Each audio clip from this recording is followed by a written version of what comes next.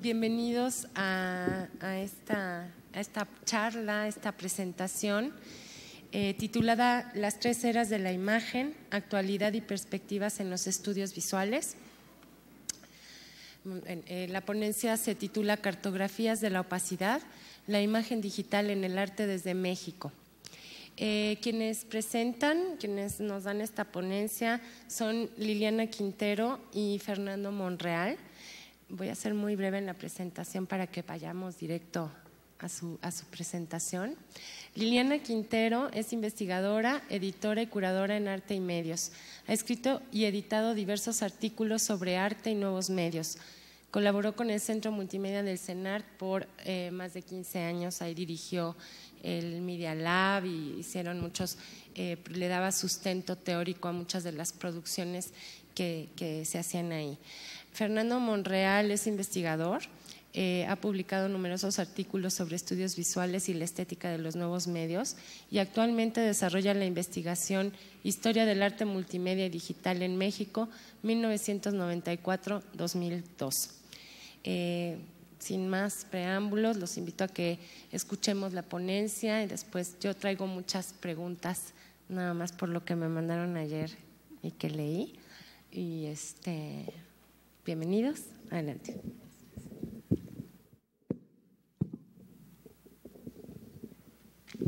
Muy buenos días, muchas gracias por la invitación, muchas gracias a Benjamín Mayer, al Centro de la Imagen, a Joanne por su amable trato.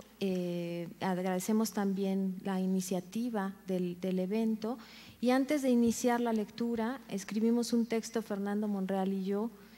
Me gustaría hacer una nota aclaratoria de dos conceptos de los que partimos, que es el de opacidad, que lo tomamos del teórico Kate Moxey, el cual se refiere a que las imágenes podrían ser problematizadas a partir de esa opacidad, es decir, desde su exterioridad, ya que la transparencia finalmente lleva algo lineal, fijo, ¿no? Que tiene algo sígnico en sí mismo, y lo que nosotros queríamos recuperar es esta parte espaciotemporal de circulación de la imagen que en un contexto específico requiere de otra tanto interpretación como resignificación, y el concepto de cartografía, porque obviamente no vamos a hacer una historia o la historia de la imagen digital en México en el ámbito estético, pero nos parecía interesante poner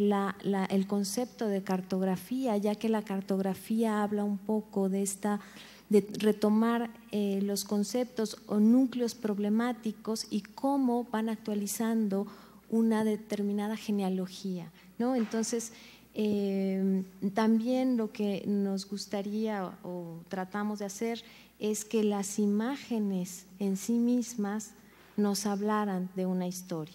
Entonces, doy comienzo a la lectura.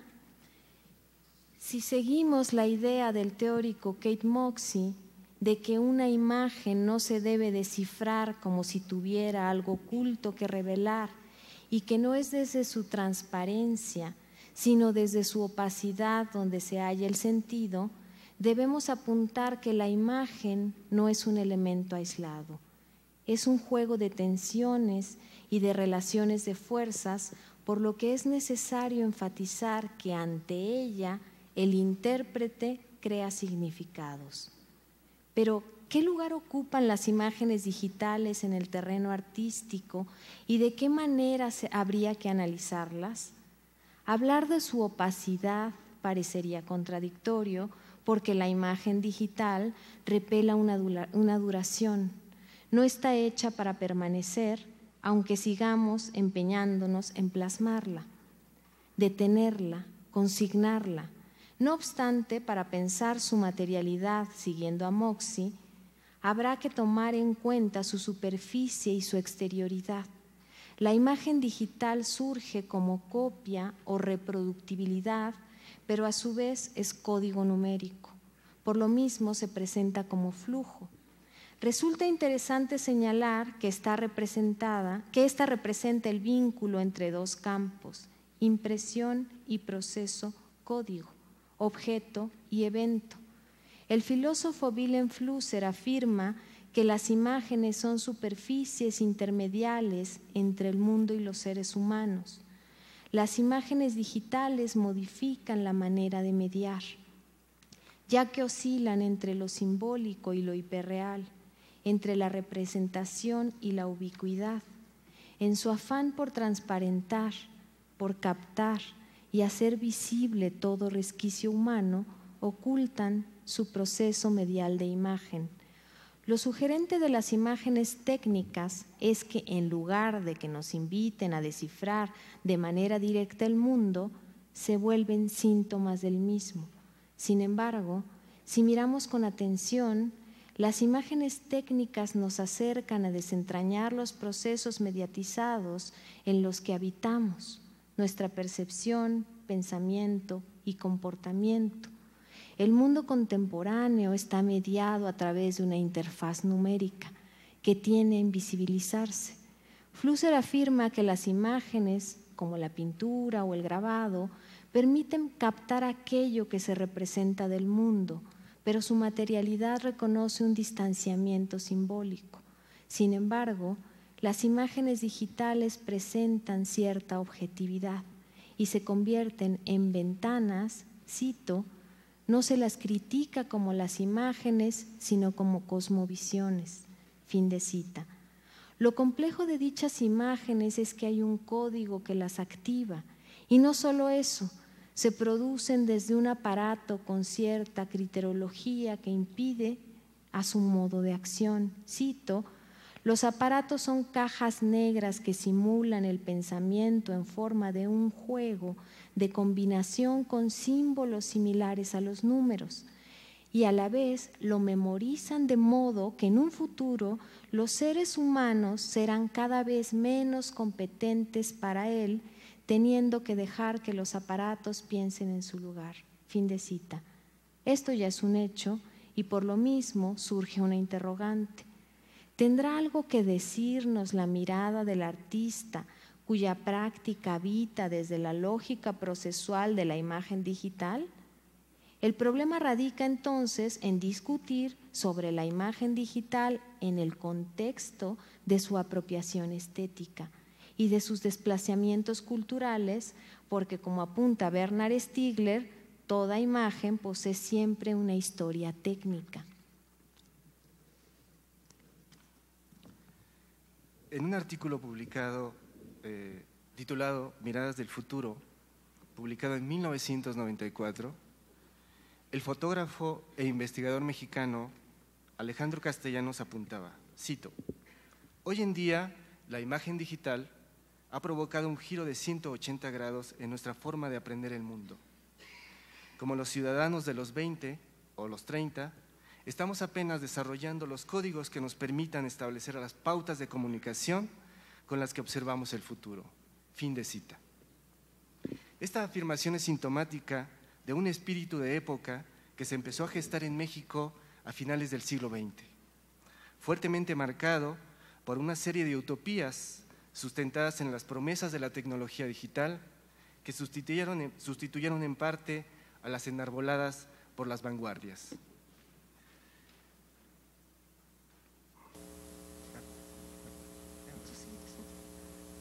En México, las imágenes digitales iniciaron a circular por el circuito del arte a finales de los años 80, cobrando un importante auge en la experimentación artística, sobre todo durante la segunda mitad de la década de los 90. En 1986, el artista Luis Fernando Camino presentó en el Museo de Arte Moderno de México una exposición titulada Arte Digital, en la cual mostraba una serie de animaciones realizadas en computadora. En 1993 se inauguró el Encuentro de Otras Gráficas, cuyo propósito planteaba, cito, reunir a productores visuales involucrados en la búsqueda de nuevas formas de expresión, diferentes soportes y alternativas de reproducción mediante el uso de recursos tecnológicos como el video, el fax, la fotocopiadora y la computadora. Fin de cita. Un año después, en 1994, se inauguraba el Centro Multimedia del Centro Nacional de las Artes y el Centro de la Imagen, aparatos institucionales de fabricación y circulación de imágenes respectivamente, que ayudarían a delimitar un campo de prácticas artísticas llamado arte digital. Sin embargo, inicialmente la imagen digital no circuló de manera autónoma, ya que se mezclaba con artefactos analógicos y mucho menos se usaba para definir un campo artístico específico, sino que fluía en un complejo contexto cultural estructurado por un entramado de al menos 3 sistemas de representación vigentes. 1, el paradigma de un canon disciplinar hegemónico en México, marcado por la preeminencia de la pintura, el grabado y el dibujo. 2, un conjunto heterogéneo de prácticas artísticas agrupadas bajo los rubros de arte alternativo y de arte contemporáneo, que se nutrían en parte del arte conceptual, el performance, la fotografía y el video. Y 3, un universo de cultura audiovisual producida por los medios masivos de comunicación. El paradigma tradicional del arte, institucionalmente hegemónico todavía en los años 90, suponía una distribución disciplinar de lo sensible a partir de soportes y técnicas, y unas maneras imperantes de hacer arte contagiadas de lo que queremos llamar acá un remanente técnico, que impedía a algunos artistas desprenderse del todo de aquella interpretación del medio como tecné y preeminencia de la mano, y de la materialidad en términos medialidad en términos formales de instrumento para un fin. Este remanente alcanzó incluso a una parte de la crítica de arte más tradicional, que no supo distanciarse de la manera de concebir a las imágenes como unidades simbólicas en sí mismas, compuestas de materia y forma. El canon disciplinar obvió así el circuito de circulación de las imágenes, reduciendo su materialidad al soporte y su significado al objeto en sí. La imagen digital, inscrita inicialmente en este ambiente desde el campo de lo alternativo, tuvo que establecer ciertas transacciones con ese paradigma. Respecto al arte alternativo en México, José Luis Barrios señala que una constante que acompañó a sus poéticas y a sus estéticas en los 90 fue, cito, su franca oposición al sistema tradicional del arte, una oposición a la pintura y una apuesta por el arte efímero. Fin de cita. En esta línea de investigación, el curador Cuauhtémoc Medina observaba ya en 1995 que las obras usualmente ubicadas en lo alternativo se componen de fragmentos desprendidos de otros espacios de significación, de imágenes que sufren transmutaciones y se las sustrae de su uso cultural para imponerles una resignificación. Para Medina, estas obras son más bien sintomáticas de lo contemporáneo, en tanto que desdibujan las disciplinas artísticas. La transmutación, resignificación y desdibujamiento disciplinar que menciona Medina son de hecho temas fundamentales en las imágenes digitales. Así lo señala Luis Fernando Camino cuando escribe en 1995. El arte digital nos ofrece la posibilidad de la transformación, de la mutación y del movimiento real de los elementos que lo componen. También permite la interacción con otras expresiones artísticas, en especial la música y desde luego la literatura. La captación de imágenes a través del video para su posterior manipulación es una de sus mayores cualidades, pues nos permite incorporar a nuestra obra el mundo circundante. Fin de cita. Richtin señala, por su parte, que la fotografía digital de los años 90 sirvió para preparar a la sociedad frente a la modificación de imágenes al mostrarnos una realidad manipulable. Incluso recuerda el comentario de una importante científica para quien, cito, la manera en cómo se manipula una imagen digital es exactamente igual a lo que nosotros los científicos hacemos con la genética. Fin de cita. Los artistas digitales de los años 90 reflexionaban ya con la idea de la manipulación. Tal es el caso de la obra de corte digital de Tania Edo, en la que explora la variabilidad y multiplicidad de una identidad posgenérica. En este espacio de desdibujamientos disciplinares de la imagen digital, Pedro Meyer, uno de los pioneros de la fotografía digital en México en los 90s, observaba, cito, el medio digital integra muchos medios, diseño, video, cine, texto, pintura, información por satélites, acceso a archivos de datos. Por lo que la revolución digital permitirá la progresiva desaparición de las fronteras entre nuestros preciados géneros. Estamos entrando a la era de la síntesis. Fin de cita. Diremos entonces que el significado de la imagen digital no depende de su interior como una caja que se abre y muestra un universo de símbolos, sino de los circuitos culturales en los que circula su opacidad, los centros que la producen, los que la exhiben, los discursos de la crítica y la historia del arte que la discuten y la legitiman, los públicos que las consumen, los coloquios como este en los que se habla de ellas. En las primeras imágenes de corte de arte digital producidas desde México en los años 90, encontramos esta tendencia de fragmentos de superficies que se montan en contextos diferentes a los que habitaban inicialmente, suspendiendo la creencia en la verdad de su objeto. Es el caso del trabajo poco conocido del artista Humberto Jardón, quien, primero desde la electrografía en los años 80 y luego a partir de la gráfica digital en los 90, juega con la imagen digital como cosa propensa al desarraigo y la manipulación, sugiriendo incluso cierto desdibujamiento disciplinar al superponer superficies heterogéneas. En su obra gráfica se trata de un capital de postproducción que arranca la imagen espectacular o artística de su lugar de origen. La manipula, recorta, pega, mezcla, resignifica y edita. En su obra encontramos una mezcla de textos literarios con imágenes de las industrias de la cultura y de la pintura, orientadas por una investigación personal sobre la manipulación de la luz y la resolución, una opacidad que circula como literatura visual. Quizá en todas las imágenes hay un diagrama, una posibilidad de hecho, que al final queda forjada en algo. En la pintura, por ejemplo, hay un objeto concreto en el cual se sitúan un cúmulo de significados que coinciden en el aparecer plástico. Hay un vestigio de fuerzas plasmadas y de dispositivos encarnados. En la imagen digital nos encontramos con un agente distinto, la computadora. No solo porque es el medio de exploración, sino porque es la máquina que produce realidad junto con las imágenes que genera. El hardware y el software dictan estándares y maneras de ver. El software facilita, pero también modifica la sensibilidad.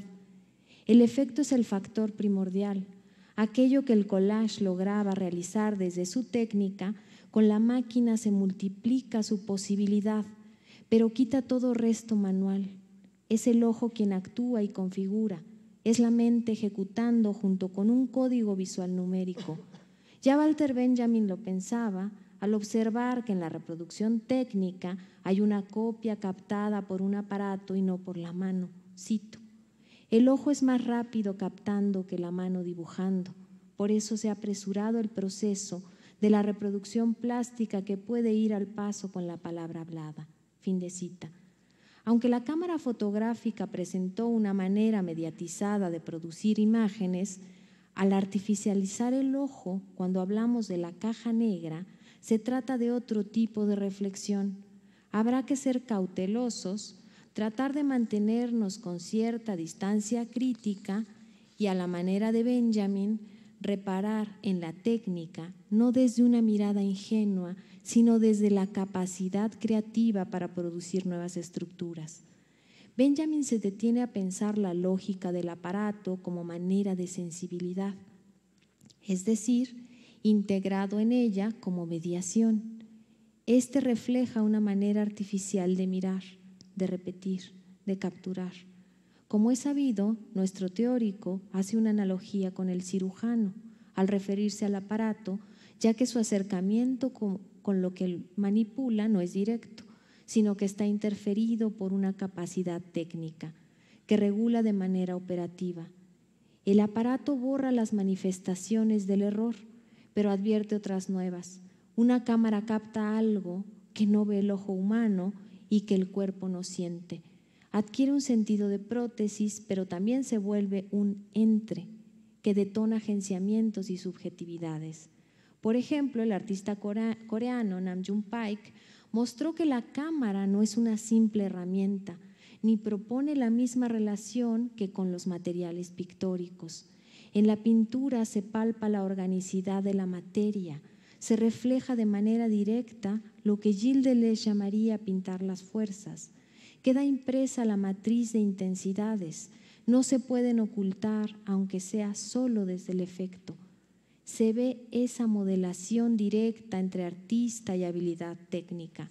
Sin embargo, con la cámara se manifiesta un sector que unifica, que estandariza, que replica exactamente de la misma manera, borra todo rastro de humanidad para dejar un tejido limpio, higiénico. Se hace presente la técnica del aparato. Esta queda al servicio del artista, pero interpela a la creatividad, orillándola a experimentar con ese diferendo que oculta el dispositivo. Cito: el pintor observa en su trabajo una distancia natural frente a lo dado. El operador de la cámara penetra profundamente el tejido mismo del hecho de estar dado. Fin de cita.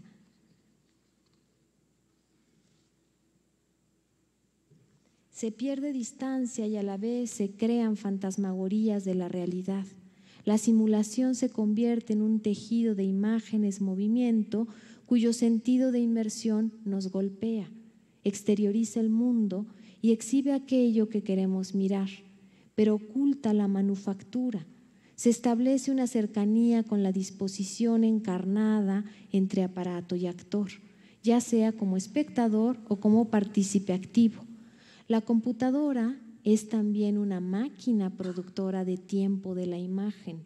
En relación a ello, cuando reflexionamos acerca de la gráfica digital, hay una paradoja interesante.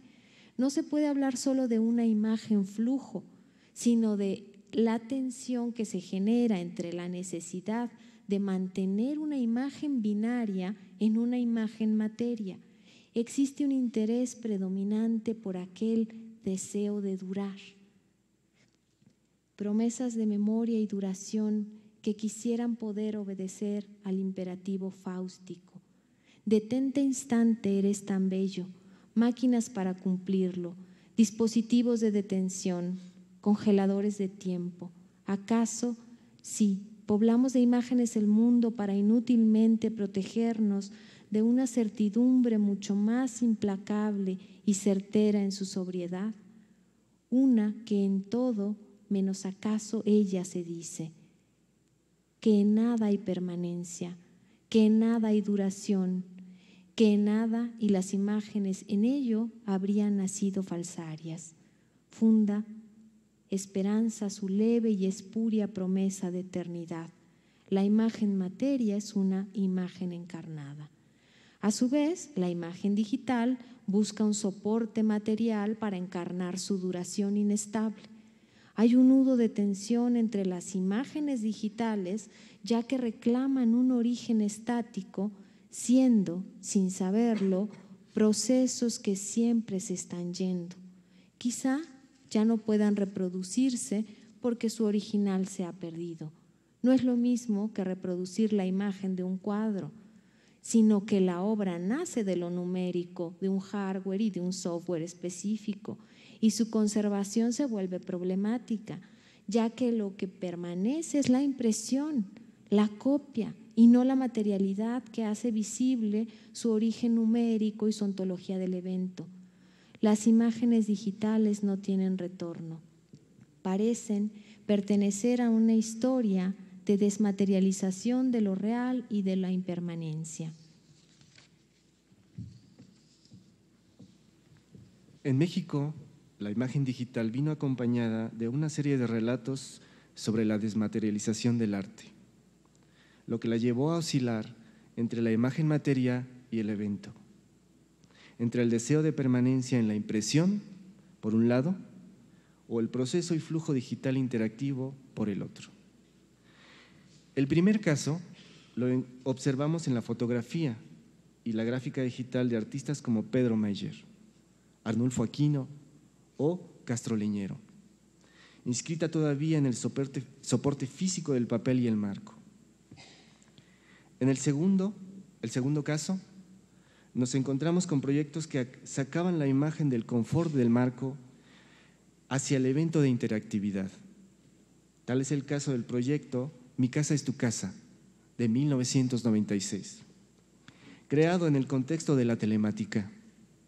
Se trata de un trabajo de Sheldon Brown, de la Universidad de California en San Diego, que comunicaba en tiempo real el Museo del Niño de San Diego con el Centro Multimedia del CNA, permitiendo que niños de México y Estados Unidos construyeran una casa virtual a través del juego y la interacción.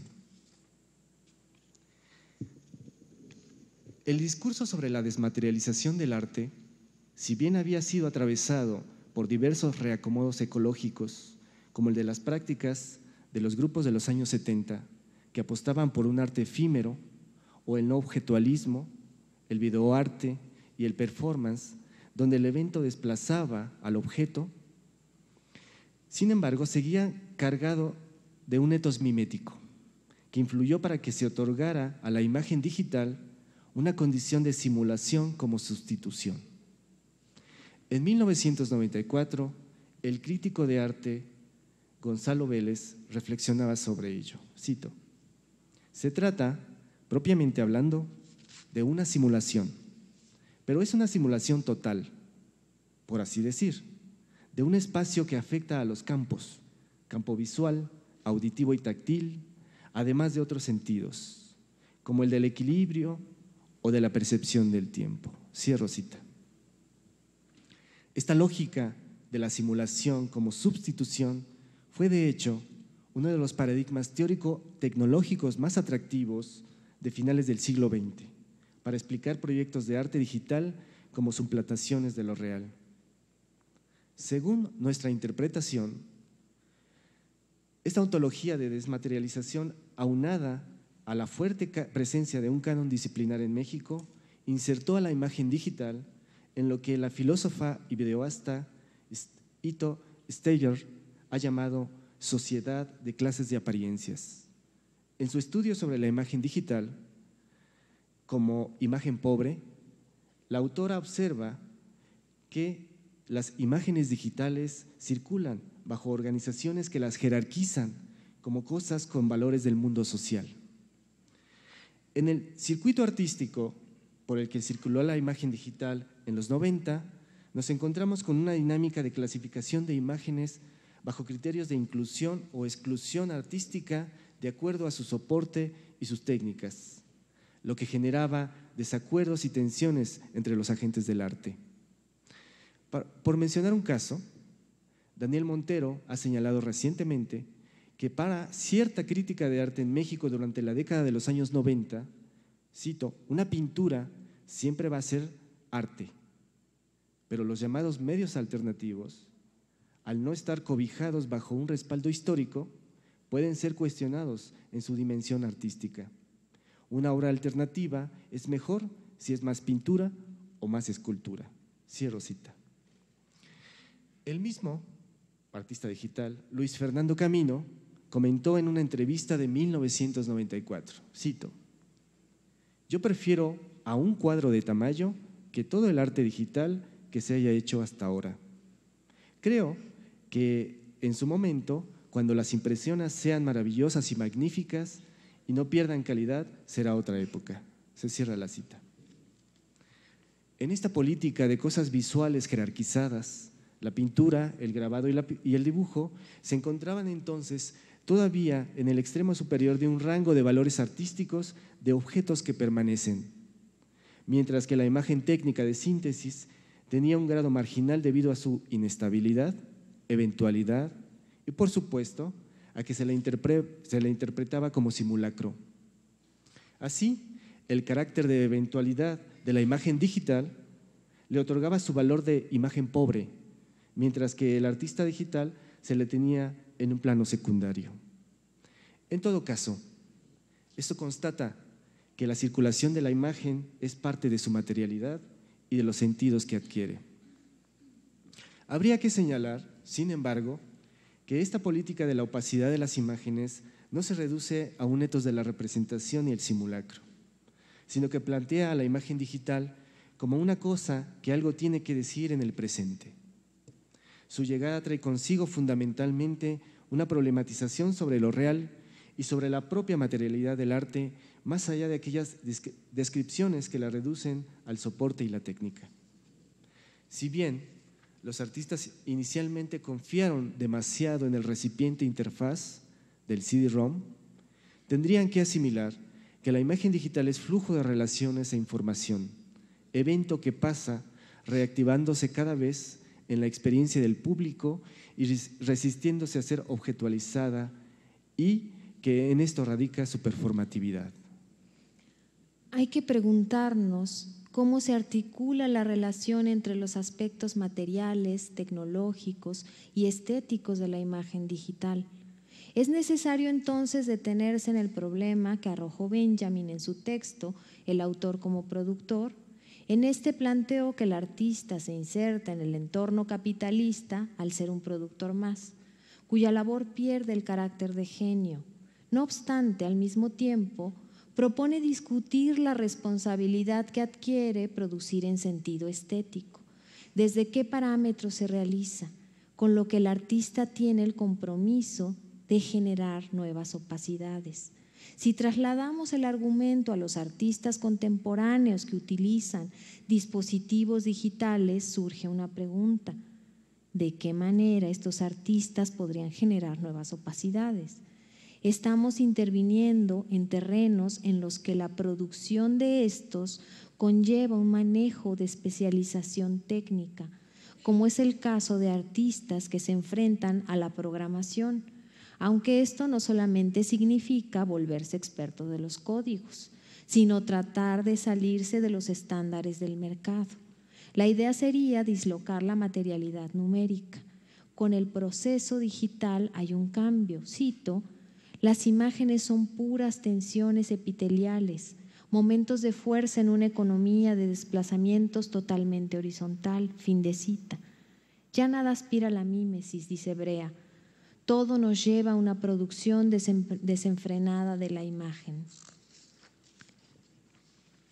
En su trato con la imagen digital, la computadora opera artísticamente de dos maneras: uno, como una máquina diagramática, y dos, como proceso de montaje. Según el primer modo, la computadora es una máquina de descomposición y recomposición de la resolución y la nitidez de la imagen y del código.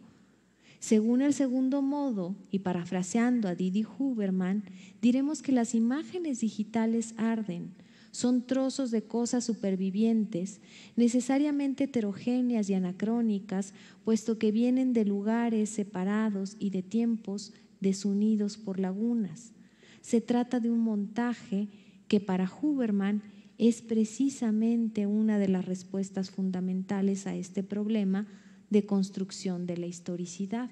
Cito: el montaje escapa de las tecnologías, hace visibles las supervivencias, los anacronismos, los encuentros de temporalidades contradictorias que afectan a cada objeto, cada acontecimiento, cada persona, cada gesto.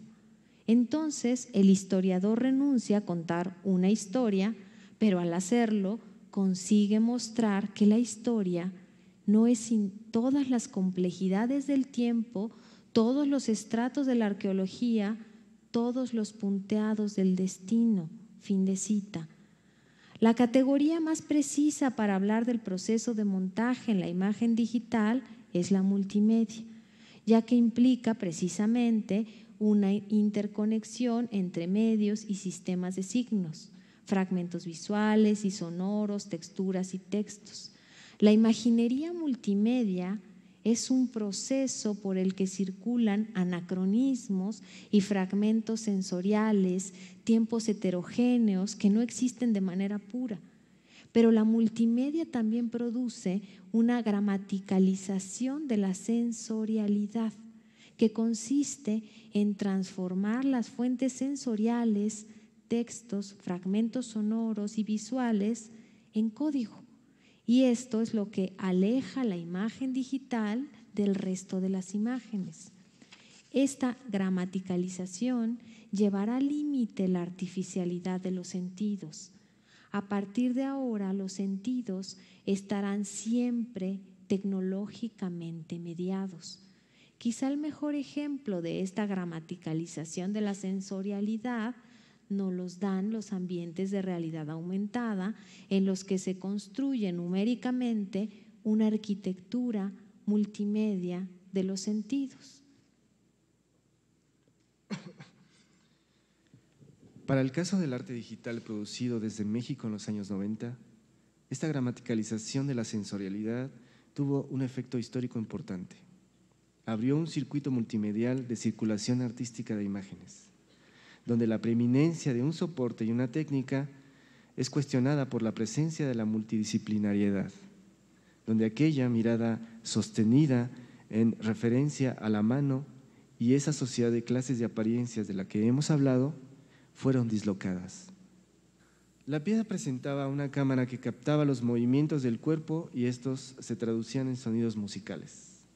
La entrada y transmisión de datos y la conversión de la imagen en sonido era una experimentación que daba cuenta del desplazamiento de la imagen por un circuito multimedial de circulación.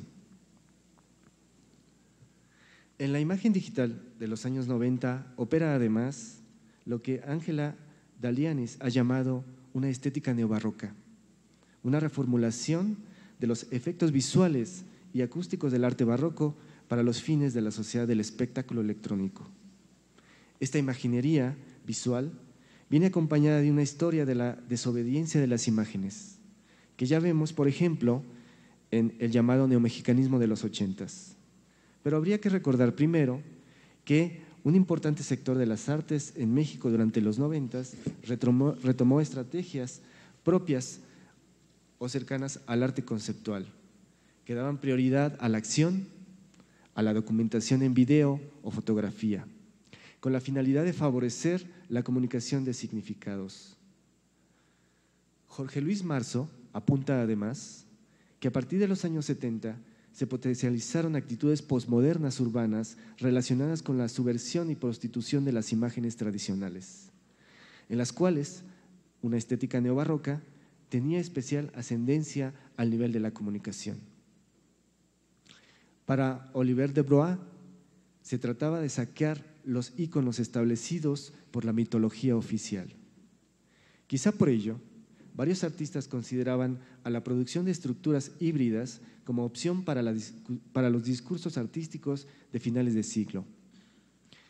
La imagen digital se encontró así con esta dinámica de hibridación cultural y sobre todo con una liberación y circulación masificada de un imaginario transnacional subsidiado por unas políticas de privatización de la cultura y un etos de libre comercio neoliberal. A través de tácticas de apropiación y resemantización de las imágenes al nivel, al menos de lo simbólico, varios artistas consideraron fundamental transmutar el valor de cambio de la imagen en valor de uso.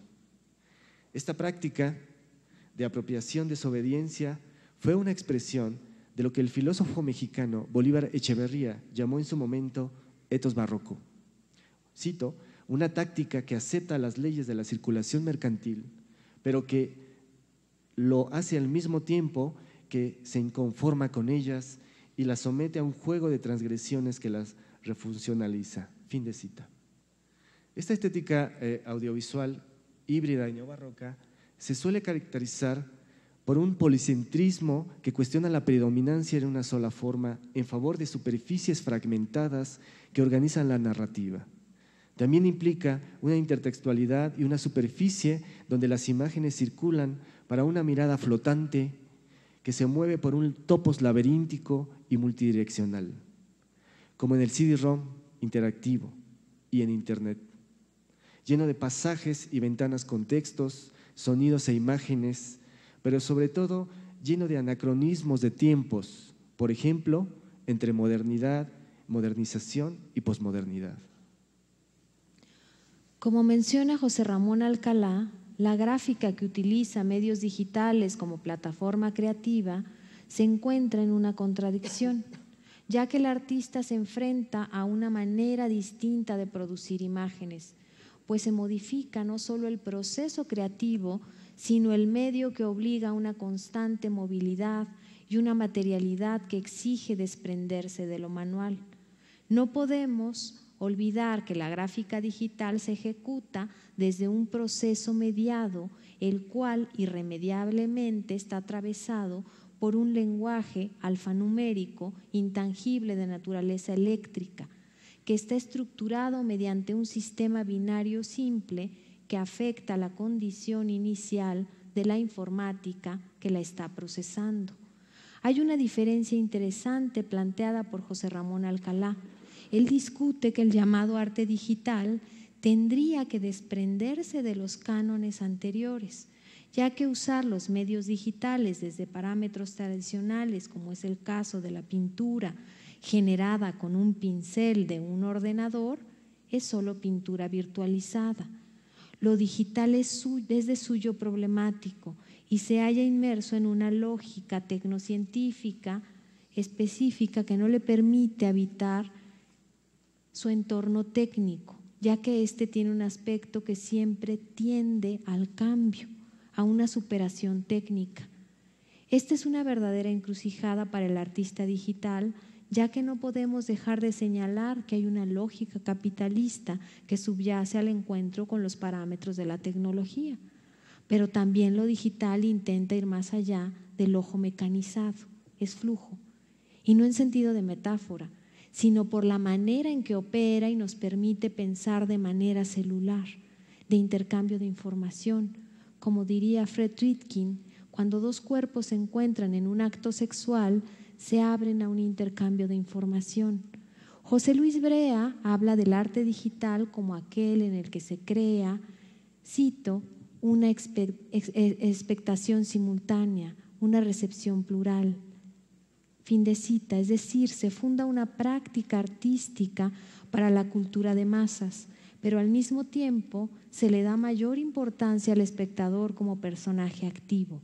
De esta manera, la perspectiva de interactividad con respecto al espectador ha sido la fuente primordial para las prácticas artísticas cuya plataforma estética se configuran desde Internet. El llamado NetArt fungió como una de las expresiones que tomaron la web como el espacio de experimentación de crítica y de producción de sentido. Al principio, una de sus preocupaciones primordiales era la idea de la reproducción. No significaba distribuir una obra para transgredir el original, sino descentrar y figurar la idea de original para indagar sobre las capacidades específicas que marcaba el lugar-tiempo en el cual se producía la pieza. Se abría, por una parte, a la experiencia íntima del espectador que desde su computadora accedía a ella, pero por otra, varios intervenían en la obra, lo cual producía un vínculo relacional.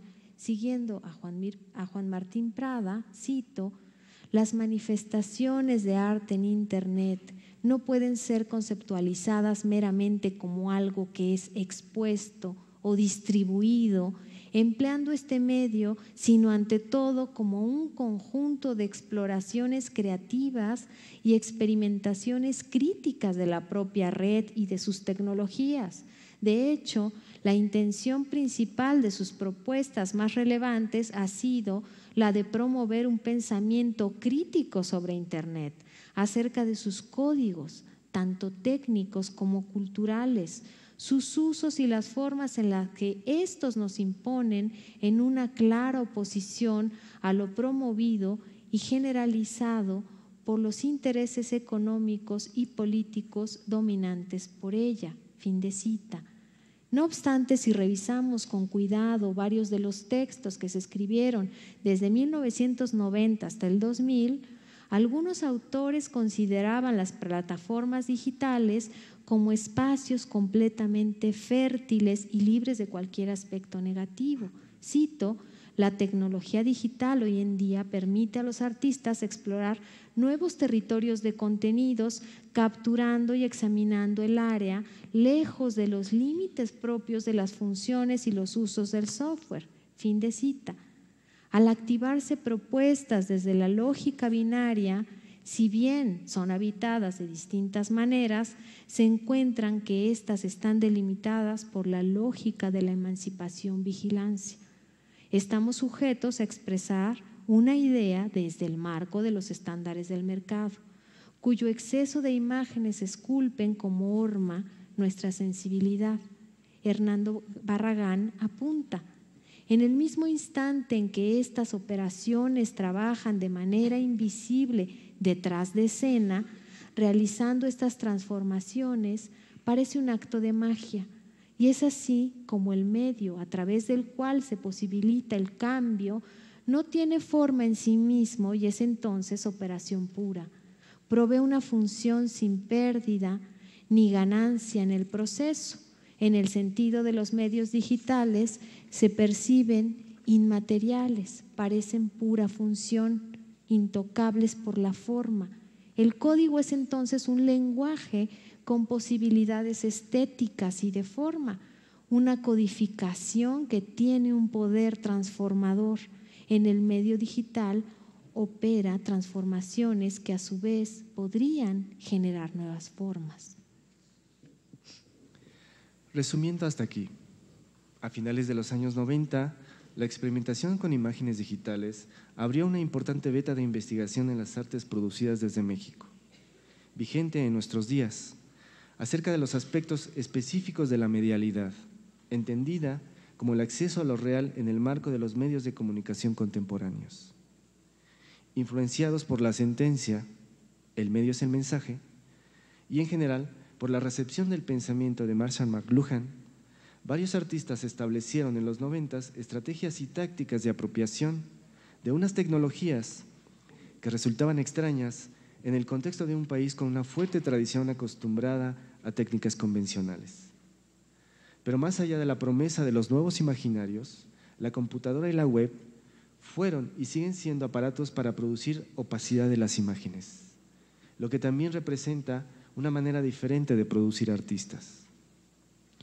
Esto último lo observamos en las escuelas de arte, por ejemplo en La Esmeralda, que en la segunda mitad de los años 90 introdujo a un grupo de alumnos en los talleres que brindaban el Centro Multimedia acerca del manejo de aquellas tecnologías, lo que ayudó a una reformulación del concepto mismo de las disciplinas a través del proceso multimedia de montaje.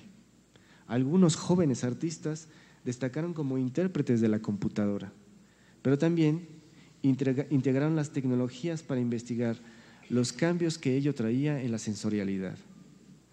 La imagen digital, así, vino a plantear, muy a su manera, una concepción de la producción y recepción artística multidisciplinar. Hoy encontramos también una serie de importantes investigaciones artísticas acerca de la imagen en su condición actual, donde la imagen digital es usada para reflexionar acerca de la relación entre el tiempo y la opacidad como flujo. Un conjunto de obras en las que se reflexiona sobre ello son los dispositivos de luz, mitad analógicos, mitad digitales, producidos por Ariel Guzik, en los que se muestra una presencia de la impermanencia de la imagen más allá de la representación. Guzik, por ejemplo, nos inserta en la contemplación de flujos de luz o de sonido bajo una manufactura cercana a una ciencia ficción del siglo XIX, en la que va descomponiendo y recomponiendo la superficie de la imagen, cuyo tiempo circula precisamente en aquellos dispositivos. Otro ejemplo es aquel en el que se reflexiona, otro ejemplo en el que se reflexiona sobre el flujo visual es Desmodium Machina, una pieza realizada por el Media Lab del Centro Multimedia en 2012, obra que intenta rescatar el inconsciente de una planta a partir del censado de un ecosistema de plantas que mide la cantidad de CO2, teniendo como factores de intervención la humedad y la temperatura. El ecosistema se comunica con un brazo robótico que, dependiendo de los factores de estímulo, genera una graficación en un disco de cobre. La intención es mostrar, de manera metafórica, la respiración de las plantas, generando una gráfica a partir de las técnicas del grabado tradicional. Los trazos que Desmodium Machina va dibujando con una punta seca sobre la superficie de cobre biselada son los de una figura casi espectral, que oscila entre lo visible y lo invisible, porque se trata en última instancia de un secreto y asunto de plantas al que no tenemos acceso, pero que se insinúa en un tiempo que irrumpe cada que hay un trazo en el grabado. Es como si el trazo fuera un desgarramiento de la duración. La punta seca anuncia, entonces, la venida de una heterogeneidad, un viaje sin diseño, sin finalidad y sin horizonte. Por ello, los trazos que van grabando en la superficie, ya que no logran una escritura estructurada, sino simplemente devienen marcas sin un propósito sintáctico.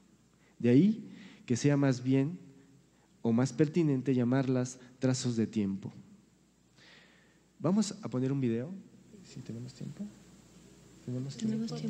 ¿Cuánto tiempo tenemos? 3 minutos. ¿Sí? ¿Vemos el video y cierran?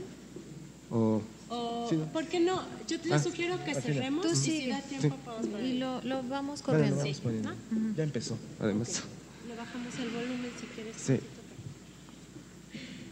El último proyecto que deseamos mencionar es el del artista mexicano Juan Manuel Escalante, titulado 34.612 Hermenéutica algorítmica, distorsión cartográfica de la realidad, centrado en el tema del asesinato y la desaparición producidos por la guerra del narcotráfico en México. Constituye una obra en la que se hace referencia a una ontología de la desaparición.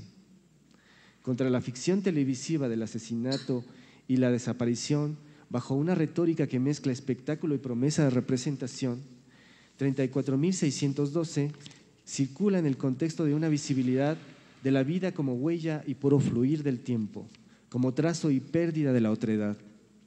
Se trata de lo que Jean-Luc Nancy llama el vestigio en el arte, un ordenamiento que da lugar al pasaje como tal, más al pasar que al pasado. Diremos entonces que la imagen digital ocupa un lugar en la historia del arte desde México que aún está por escribirse y que encontramos presente en diversos trabajos artísticos relacionados con la interactividad, la identidad múltiple, la imagen como data, el código numérico como imagen, la realidad aumentada y, actualmente, el arte sonoro. Los ejemplos que aquí hemos mencionado, tratando de reactivarlos para su circulación, llevan al límite la tesis de que el tiempo de la imagen digital es el tiempo discontinuo de su circulación en unos dispositivos cada vez más obsoletos. Este universo audiovisual muestra que el tiempo abre la opacidad de la imagen digital y ahí radica su materialidad. Varias de estas piezas plantean que en la condición de la imagen digital en la que hoy nos encontramos, una condición saturada de estas, resulta ya imposible percibir y pensar la materialidad del arte como alguna vez lo hicimos desde una era analógica de la imagen, es decir, como una tecné inserta en el soporte. A eso, a lo que José Luis Brea llamó la imagen materia. Muchas gracias.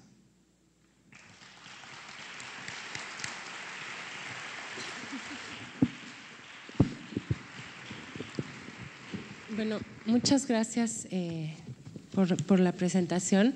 Pues me siento muy Siempre que estoy en mesas con teóricos me pasa lo mismo. Estoy aquí en mi lugar de artista, no directora del CCD, y siempre pienso cómo nosotros no pensamos en nada de lo que los teóricos piensan cuando hacemos las imágenes. Nada que ver, o sea, a mí me hablan de la opacidad y yo digo, bueno, a ver, tengo muchas preguntas sobre la opacidad, tengo grandes dudas. Y yo quisiera más que nada hacer como algunos comentarios rápidamente acerca de todo esto. Quizás a mí no me queda muy claro a qué se refieren con opacidad.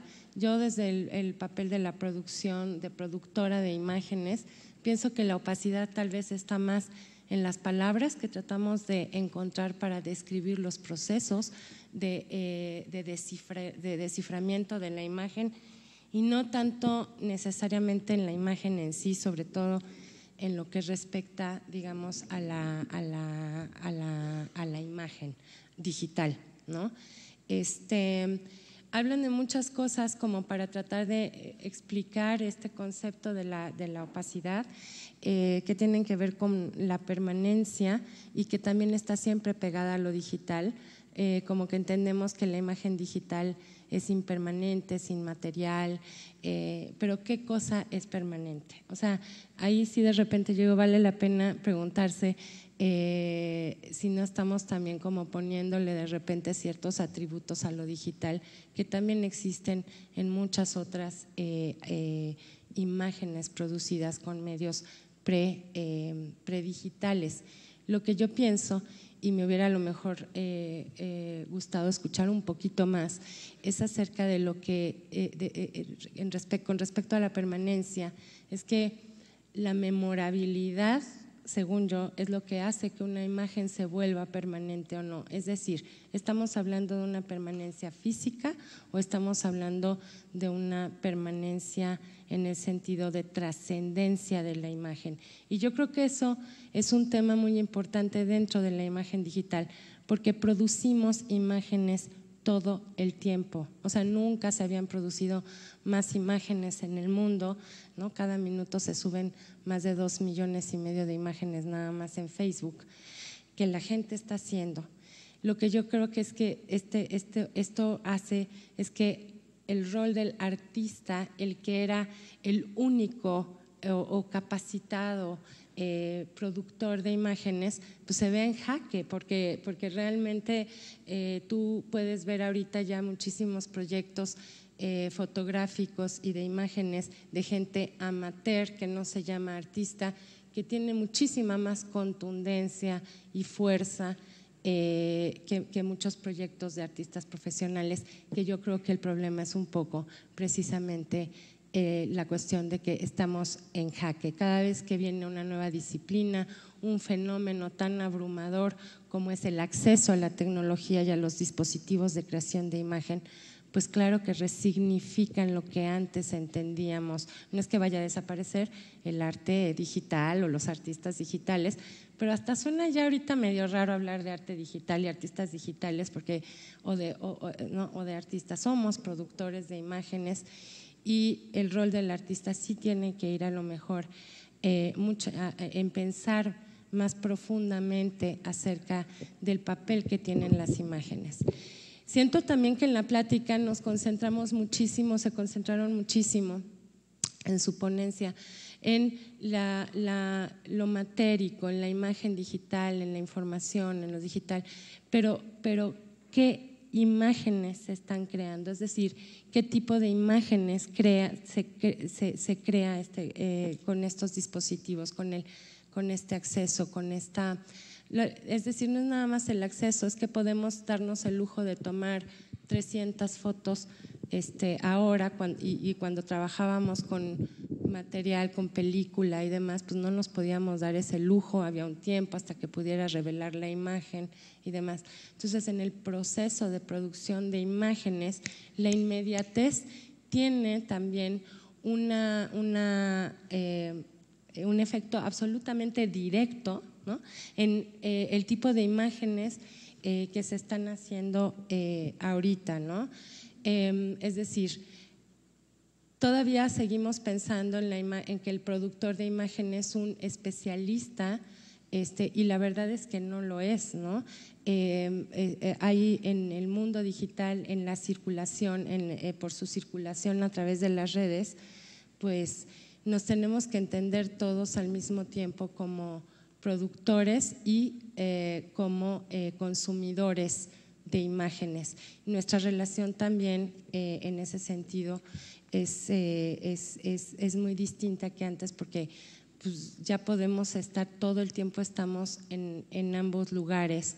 Entonces, bueno, también creo que valdría muchísimo la pena pensar en eso, en qué imágenes estamos tomando, de qué hablan, qué quieren decir, por qué estamos obsesionados con nosotros mismos, tomándonos autorretratos o selfies, cuál es la diferencia entre un selfie y un autorretrato.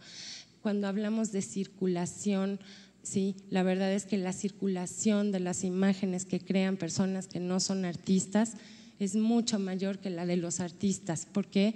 Porque los artistas todavía quieren poseer la imagen, todavía quieren decir, esta es mía, tiene copyright, tiene derechos de autor, tiene propiedad intelectual, no quiero que nadie la use, no quiero que nadie lucre.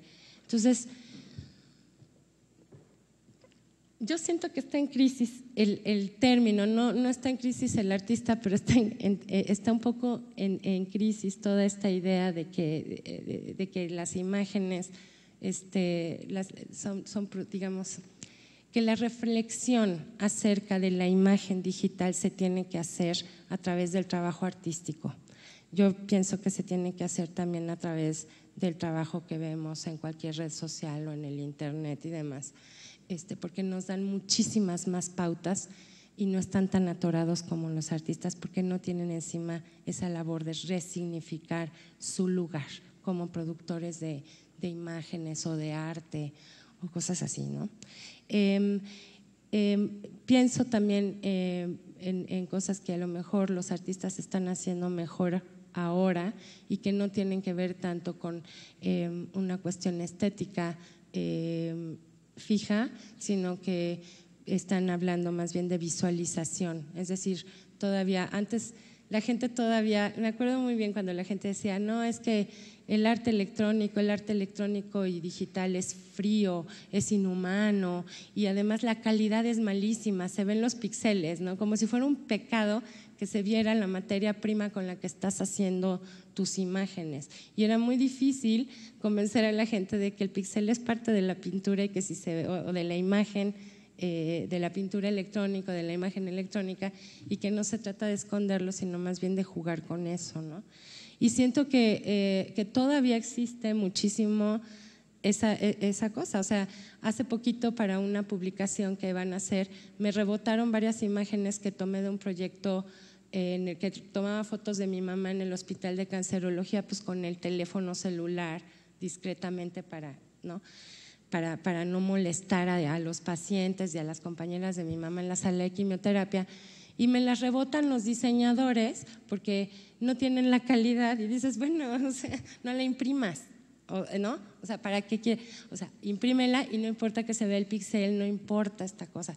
Pero existe esta hegemonía, o sea, todavía esta visión dentro del mundo editorial y de los artistas y de los teóricos que yo veo, que todavía se pegan un poquito con esa nostalgia o con esos parámetros y no estamos poniendo la atención donde debe de estar. Eso sí, ya no lo estoy aprendiendo nomás como artista, sino en el Centro de Cultura Digital, porque pues me llegan chavos que hacen y producen y todo, y digo, a ver, ¿por dónde tenemos que guiar para que su producción sea mejor, sea más consciente y demás, ¿no? Y bueno, creo que por ahí ya dejé varias reflexiones que me dieron. Lo hago con mucho cariño y lo hago desde un lugar no teórico, a lo mejor porque siempre sirve que cuando nos juntemos artistas y teóricos se pueda dar a lo mejor un poquito más ese diálogo de lo que pensamos, los que producimos las imágenes, y que tal vez dé pautas para pues no sé, para que la reflexión también tome en cuenta los procesos bajo los que y lo que pensamos, aunque el pensamiento no sea lo nuestro.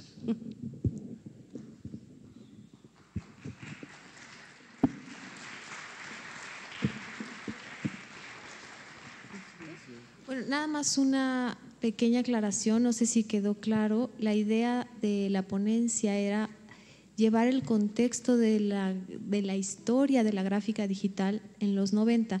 Fernando y yo lo abrimos porque nos parecía interesante abrir el concepto de gráfica digital, retomando un poco el concepto de José Ramón Alcalá de la gráfica radicante, donde implica el concepto de imagen digital, pero creo que también es interesante hacer una genealogía de lo que sucede en México, de lo que sucedió en México en los años 90 y cómo fue el acercamiento de esos artistas digitales, o bueno, no sé cómo llamarles, de esos artistas que incursionaron en medios digitales. Creo que quizá parecía un poco obsoleto hablar de eso, pero todavía creo que muchos artistas se enfrentan con esas problemáticas. Entonces, no quisimos abrirlo hasta lo que se está gestando hoy en día, precisamente porque es que no se puede abarcar, y creo que se tendría que reflexionar desde otros parámetros, ¿no? Nada más esa acotación, y si quieres mencionar algo. Sí, bueno, yo tengo algunas… Bueno, fueron muchas cosas las que planteaste. Creo que sería bueno una ponencia para hablar de ellas. Sobre la opacidad, yo creo que queda claro que el término lo estamos tratando desde un sentido metodológico. Es decir, nosotros estamos tratando de plantear una aproximación a la imagen más allá de ese dualismo que todavía existe y que circula entre forma y materia. Hay muchos otros dualismos. Veo que incluso sigue existiendo este dualismo entre lo que hace el artista y lo que hace el teórico, es decir, la teoría y la práctica, ¿no? Como algo separado, como si el teórico fuera un ser abstracto y el artista fuera un ser aterrizado en la realidad. Yo creo que ese tipo de dualismos hay que superarlos. A mí me parece que son parte también de reflexiones que tenemos que hacer críticamente. Cuando nosotros decidimos utilizar el término opacidad, es porque creemos que una lectura pertinente de la imagen es aquella, como lo dice Moxie, y no solo él, lo dicen otros teóricos, que no trata de ver en la imagen esa caja fuerte llena de símbolos y signos y de cosas indescifrables que uno tiene que descifrar, sino que la imagen circula y circula en contextos. Es decir, la imagen no es solamente la expresión del espíritu artístico, es decir, la imagen tiene una circulación cultural y yo creo que ahí es donde hay que poner el dedo. Es decir, si seguimos pensando que la imagen es el reflejo de lo que el artista piensa o siente, pues es una forma de pensarla, pero nosotros creemos que el verdadero potencial performativo de las imágenes es el que se da en su circulación cultural, ¿no? Es decir, pensar que la imagen se tiene que entender a partir del artista me parece que es un discurso superado. ¿Pero en qué sentido es opaca? O sea, no entiendo en el sentido, concepto de la opacidad. En el sentido de que la opacidad tiene que ver con la exterioridad en la que circula la imagen. Es decir, la imagen es una superficie que circula en contextos. Cuando tú la pones en un museo, está circulando como una superficie. Entonces, si tú te acercas a la imagen, eso lo dice claramente Moxie, ¿no? Cuando hace los estudios sobre el Bosco, dice… muchos de los estudios que se han centrado en la obra del Bosco, por ejemplo, en el Jardín de las Delicias, se centran en estudios iconográficos que pretenden encontrar símbolos ocultos, que pretenden encontrar toda una iconografía oculta, ¿no? Y pretenden traspasar la opacidad de la imagen, es decir, pretenden traspasar la superficie tratando de querer encontrar un más allá. Entonces dice Moxie, ¿por qué no planteamos cómo circulan las imágenes? Cómo esa superficie circula y cómo se relaciona con los aparatos y los dispositivos ideológicos. Ese es el sentido de la opacidad. Yo entiendo un poco a Grace, ¿no? de que el concepto pueda generar visualmente algo que nos molesta.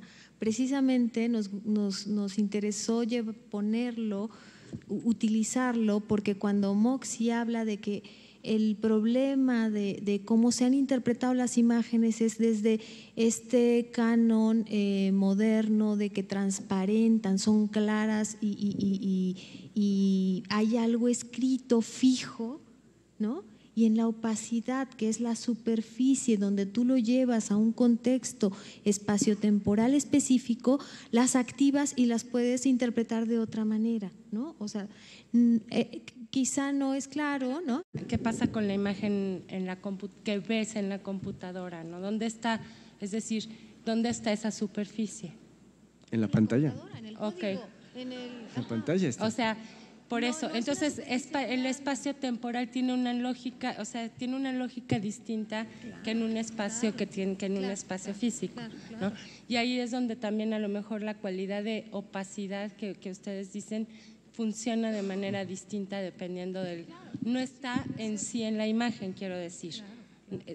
O no, o lo entendí mal. Bueno, nosotros fuimos, creo que cuando uno hace creo que sí, perdón, sí, no está superado el tema, pero bueno, de la dualidad, pero… Creo que quieren preguntar. Ok, preguntas. Acá. Bueno, creo que ha sido bastante interesante lo que han hablado. Supongo que como creador creo que es difícil, o sea, entiendo a lo que habla Grace Quintanilla, en donde se tiende a separar la teoría de la práctica. Creo que cuando están en un foro hablando de teoría crítica, están hablando de teoría, ¿no?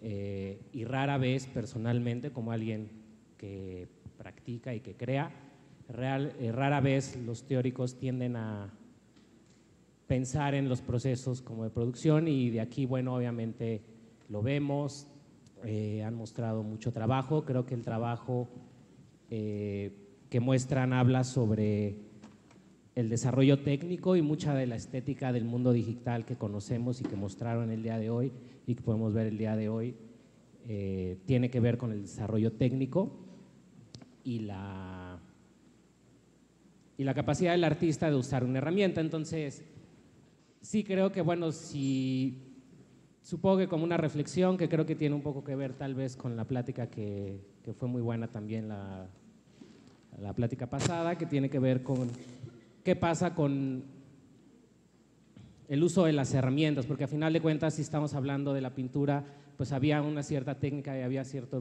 manejo del material. En la cuestión digital, creo que hay un mundo de información, y digo, para darnos una idea, supongo, digo, yo que he estado en todo este tiempo, las pláticas que han hablado de miles y años atrás, cuando en realidad en menos de 30 años el mundo digital ha triplicado lo que ha hecho la humanidad en cuestión de información y de imagen. Entonces, supongo que, volviendo al punto de la teoría, pues bueno, creo que es difícil, y lo dijo el ponente de la plática pasada, es difícil entender que en menos de 30 años se haya avanzado más de 1500 años en cuestión de información de la humanidad. Entonces, sí creo que, bueno, sí debería de haber tal vez algún punto de unión entre la práctica y la teoría, porque hay veces, digo, yo como asistente a estas conversaciones, sí siento una línea divisoria entre allá y la práctica. Gracias. De acuerdo. ¿Quiere alguien hacer un comentario? Yo creo que sí la hay, pero creo que habría que… Los artistas tendrían que pensar su práctica y los teóricos tendríamos que dejarnos contaminar por la práctica. Yo estuve trabajando mucho tiempo en el Centro Multimedia y de hecho toda la parte del discurso es gracias a que pude trabajar con ingenieros, artistas, diseñadores, y creo que todavía hay una separación, pero tendríamos que tener la capacidad para poderla ver y transformarla, ¿no? Yo creo que cuando el artista está trabajando en su proceso, está generando también teoría, ¿no? No solo es que el teórico, como decía Fernando, el teórico está pensando y el artista está desde su nicho solo en la praxis, ¿no? O sea, a lo que iba Fernando era como a romper esta dicotomía que está ya superada en algún sentido, ¿no? Pero creo que nosotros la traemos a colación todo el tiempo, como la separación mente-cuerpo, contenido-forma, ¿no? Y creo que habría que, si estamos aquí hablando del discurso de José Luis Brea, impregnar un poco más y hacerlo posible, pero vemos que todavía estamos en un juego de tensiones donde todavía no es tan sencillo, ¿no? Sí, creo que ya no tenemos. Pero no tiene nada de malo que esté separada, ¿eh? Yo no lo digo como algo malo, porque además, pues, si yo me pongo a leer lo que ustedes leen, no tomo nada. Hay tiempo para una pregunta más. Hola, ¿me escuchan? Sí. Buenos días. Hace un par de meses hubo un… acá arriba, por si no me ves. Perdón. Aquí estoy. Hace un par de meses hubo un coloquio también sobre, de la Escuela de Conservación, precisamente sobre la conservación de archivos audiovisuales y digitales, ¿no? Y entre un montón de gente que se dedica tal cual a la conservación, se estaban cuestionando sobre qué pasa con el arte digital o el arte electrónico o el arte de los nuevos medios y cómo se está conservando, o lo que le está sucediendo hoy día cuando las plataformas en las que fueron desarrollados están siendo obsoletas. Y surgieron allí un montón de ideas y de ejemplos sobre estos super países hiperdesarrollados, ¿no? Donde ya tienen como toda una estrategia de qué hacer con sus archivos digitales o sus archivos electrónicos, o sea, desde enormes bases de datos así impresionantes, ¿no? Hasta un cambio en la conservación, o sea, un cambio en la colección también de arte o de coleccionistas de arte, coleccionistas digitales, ¿no? Entonces, surgieron algunos ejemplos sobre artistas a los cuales están cambiando. O sea, artistas que, bueno, no sé si todos estén vivos, porque muchos de ellos no los conozco, pero se están cambiando los dispositivos de los que fueron, o las plataformas de las que fueron originalmente creada su obra, y entonces como hoy día ya no hay modo de recuperarla, porque ya no existe esa primera tele de bulbos de no sé qué, de bla, bla, bla, con el cable al que le presionabas así, y ya no es posible. Entonces, o sea, el día que se descompuso y no hay herramientas para arreglarla. Entonces, están haciendo un cambio de plataforma o un cambio de dispositivo para que eso sea visualizado, ¿no? Para que pueda ser de nuevo, para que pueda circular de nuevo esa obra. Y mi pregunta, porque allí pues eran como puros conservadores, era ¿y cómo nos enfrentamos los artistas? O cómo se enfrenta desde la teoría el asunto de la circulación y la permanencia de la obra ante el terror o la buenaventura de la obsolencia tecnológica, cualquiera de las dos que tenga que ser. Bueno, yo estuve ponente en ese congreso y creo que una de las cuestiones que también se planteaba es que la llegada de los nuevos medios plantea interrogantes que van incluso al campo de la restauración, ¿no? Es decir, ¿qué estamos entendiendo por restauración? Si estamos entendiendo un proceso, digamos, de conservar objetos o qué está pasando. Y esto, bueno, sobre todo en el caso de las prácticas o de los productos digitales es más complejo, porque efectivamente pareciera que son presa de la obsolescencia. Aquí es donde hay que plantear nuevas metodologías, y una metodología es, por ejemplo, la que han hecho gente que está trabajando incluso en la Escuela de Restauración, es dejar de pensar que quizás la idea de, digamos, conservación, sustituirla por la idea de reactivación. Es decir, es muy difícil, por ejemplo, poder conservar una obra de arte digital. El Centro Multimedia tiene un archivo repleto de piezas interactivas que no se pueden activar, o sea, no se pueden leer, ¿no? no hay los dispositivos adecuados. Rapidísimo porque creo que ya no hay tiempo. Lo que quiero decir es que quizás podríamos pensar más bien en prácticas de reactivación de estos tipos de documentos y no tanto en prácticas de conservación. Es decir, reactivar un archivo no implica forzosamente construir un dispositivo tecnológico para que vuelva a funcionar el CD-ROM, sino, al menos, y eso ayuda mucho en la historia del arte, reactivar significa construir el discurso sobre cómo funcionaba, cómo operaba, y la idea es hacerlo visible. Ese sería un poco el reto, ¿no? Muchas gracias. Bueno, muchas gracias a todos. Se puso bueno. Gracias.